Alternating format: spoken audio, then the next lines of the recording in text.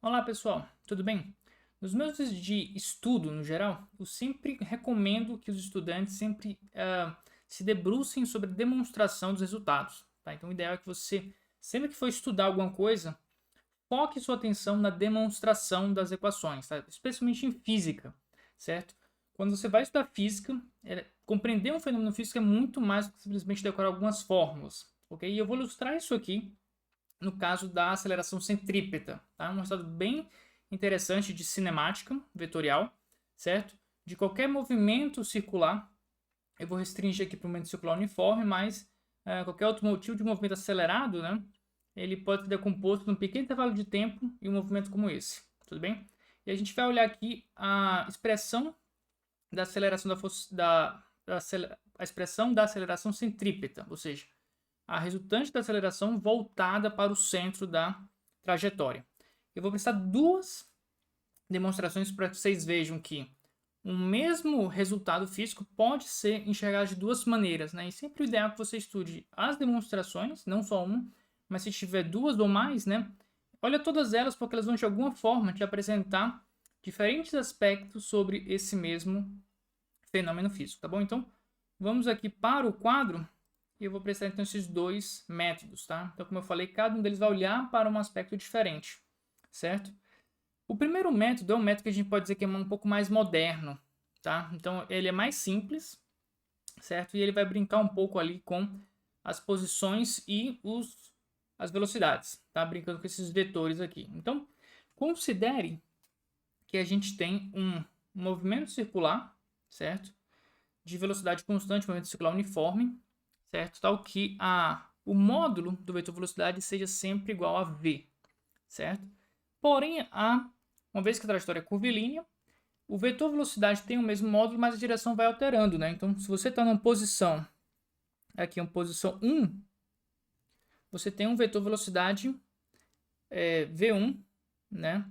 Perpendicular à posição. Se você está na posição 2, você tem um novo vetor posição R2 e uma nova velocidade R2, tá?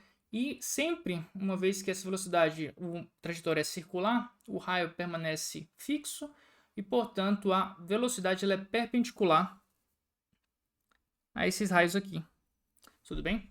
Então, você tem que a posição vai girando, certo? E a velocidade também vai girando, sempre perpendicular. Agora, olha que interessante. Quando você olha essa geometria do problema, perceba aqui que você tem dado um ângulo de giro θ, aqui, certo? Nas posições. Esse mesmo ângulo de giro ele é observado nas velocidades, certo? Então você tem aqui que, à medida que você vai girando θ radianos, θ graus, tá? Nas posições a velocidade também vai girando esse mesmo θ. Tudo bem? E a gente vai dar um passo agora que a gente vai olhar uma posição 1 e uma posição 2 muitíssimo próximas um da outra, certo? De tal forma que a gente tem aqui uma aceleração, deixa eu usar aqui uma outra cor, um roxo. Uma aceleração aqui voltada ao centro, um ACP, certo? E essa aceleração ela vai estar ali perpendicular a V1, certo? E a aceleração nós definimos elas como a variação do vetor velocidade.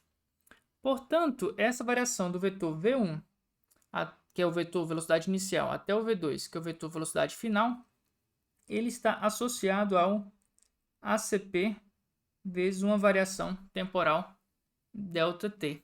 Tudo bem? De tal forma que a gente tem esse ângulo aqui de 90 graus, né, entre os dois. Tudo bem? Da mesma maneira, a gente pode olhar para o vetor posição, né? Esse R1 e R2 eles estão distantes bastante um do outro, que a gente está olhando um caso passando um tempo ΔT bem grande, mas se a gente tomar um ΔT bem pequeno, o que nós observamos? Nós observamos que a gente tem um vetor R1, certo? Que passa, posição inicial, que passa a um vetor R2, certo? E essa velocidade aqui, essa parte vermelha, esse vetor horizontal, vamos colocar aqui,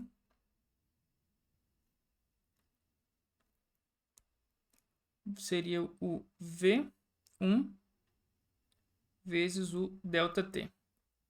Então, a gente tem uma mudança do vetor velocidade aqui em cima, uma mudança do vetor posição aqui embaixo, e ambos, observem que você tem o mesmo ângulo θ e a velocidade é perpendicular à posição aqui, porque a gente está falando de um movimento circular, de raio de trajetória fixo.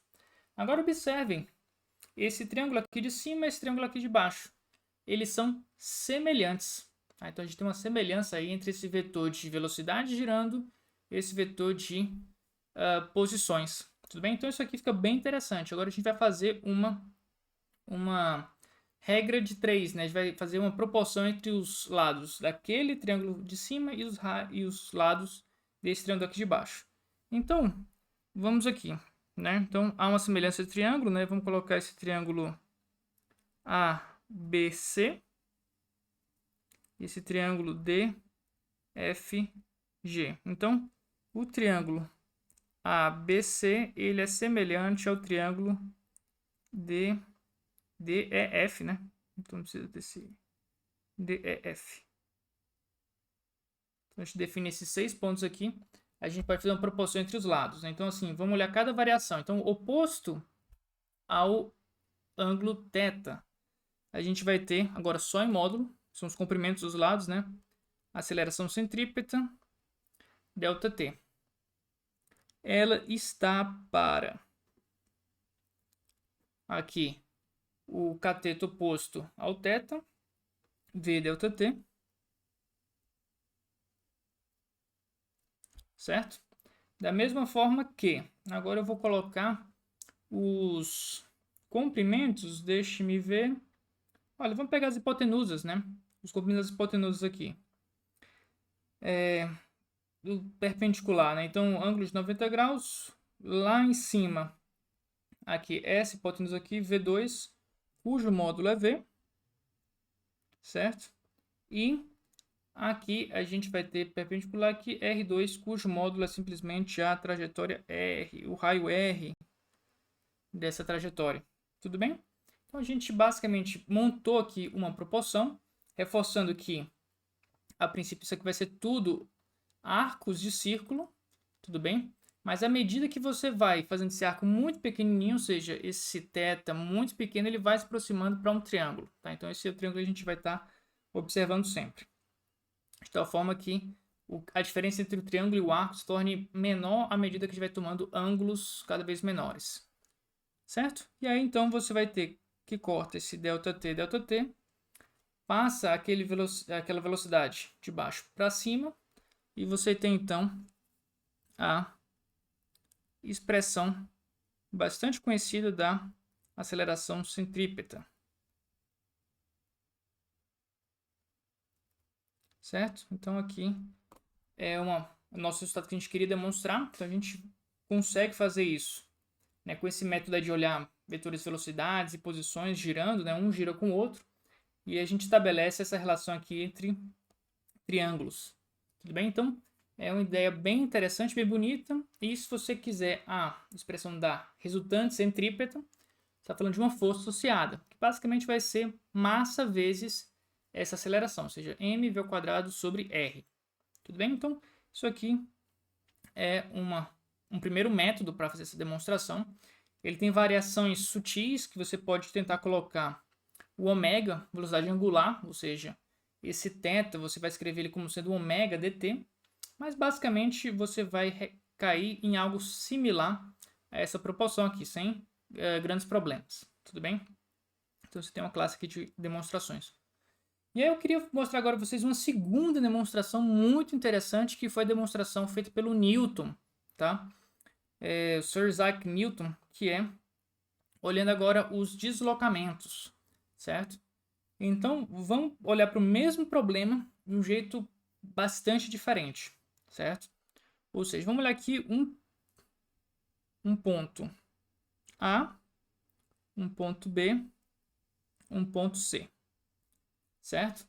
E a gente vai ter o móvel tá deslocando, por exemplo, um um satélite na órbita do planeta, da Terra, né? A Terra em torno do Sol, etc. Fazendo um movimento circular uniforme. Tudo bem? A gente vai ter essa velocidade. Nós vamos ter a aceleração, tá? Que vai estar associada a alguma força centrípeta, certo? Vai estar dirigida a essa direçãozinha aqui, certo? E a gente vai ter esses espaços aí iguais, né? O AB até o BC. Agora observe uma coisa. Quando a gente compara os escritos mais modernos com mais recentes, né? O Newton já é bem moderno, século XVII. Mas com o Newton, né, a gente tem que, de lá para cá, o Newton ele era muito mais geométrico, tá? Então ele trabalhava muito com segmentos de reta, com comprimentos e principalmente com superposições. Então o que o Newton argumentava? Olha, vamos pensar no seguinte, vamos pensar, ao invés desse comprimento BC, que é um traço, um arco de círculo, né? Vamos tentar imaginar qual que seria o movimento desse móvel, tá? Desse corpo, se não existisse a força atrativa, se não existisse a aceleração centrípeta. Ele iria realizar um movimento em linha reta, conforme a primeira lei, né? Então ele seguiria o movimento aqui em linha reta, que chegaria mais ou menos nesse pontinho aqui, certo? Nesse ponto D. Tal que esse comprimento BD seria x, tudo bem? E esse x a gente vai dizer que é simplesmente a velocidade vezes um intervalo de tempo ΔT. Por simetria, se a gente colocar A, B e C tá, no mesmo intervalo de tempo, né, a gente teria um x para a esquerda também. Então, um x vai do A para o B, um ΔT, mesmo ΔT para o outro lado, BC. Certo? Porém, a gente tem sim uma aceleração centrípeta.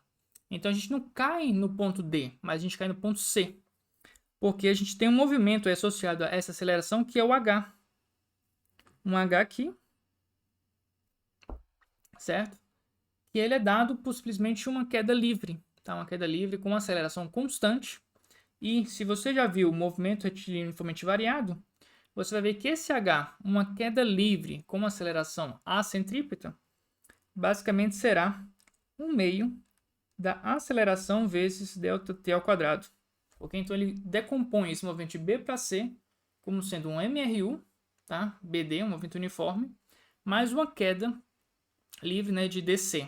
Tá? A composição desses dois movimentos me dá a trajetória BC. Então um H ele vem até aqui, certo? Então basicamente isso aqui vai ser o modo como Newton enxergava movimentos retilíneos, certo? E aí olha só que interessante agora. Perceba que eu tenho um ponto de cruzamento ali. Eu tenho esse ponto P, tá? E eu tenho minha trajetória R, que a gente tem esse movimento, tá bom? E agora a gente vai tentar relacionar a aceleração centrípeta com as demais quantidades desse sistema, desse movimento. E aí olha só que sacada que ele teve, né? E olha só que senso de geometria que eles tinham antigamente, né?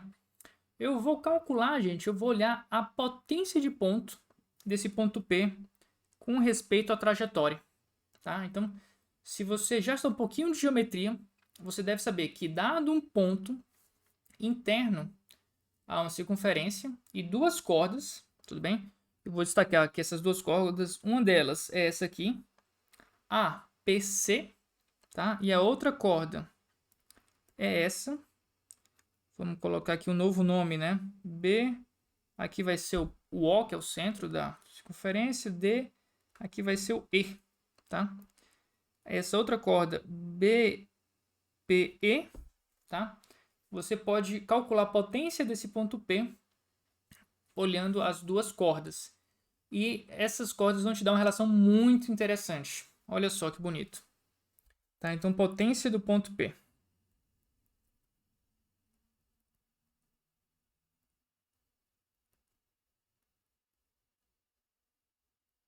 Olha só. Essa potência de ponto vai te dizer que o produto dos dois segmentos de reta, tá, definidos por essa corda, o produto deles é constante para qualquer corda que eu tenha. Tá? Isso aí acaba nascendo de uma semelhança de triângulos também.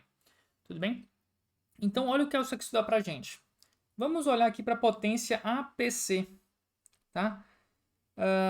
Eu vou ter o lado esquerdo do ponto P, né, que é o x, multiplicado por x. Então, x vezes x.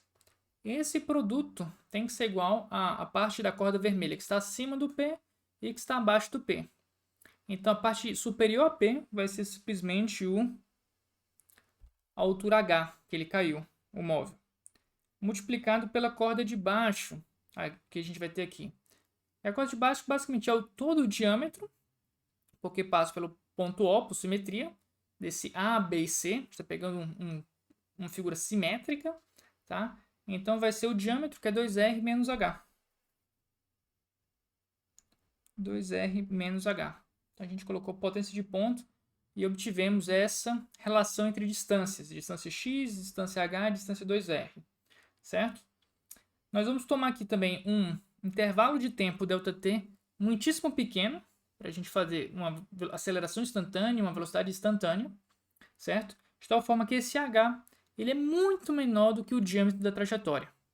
Tá? À medida que eu pego um ΔT pequeno, esse arco aqui vai diminuindo cada vez mais, esse h vai ficando infinitesimal.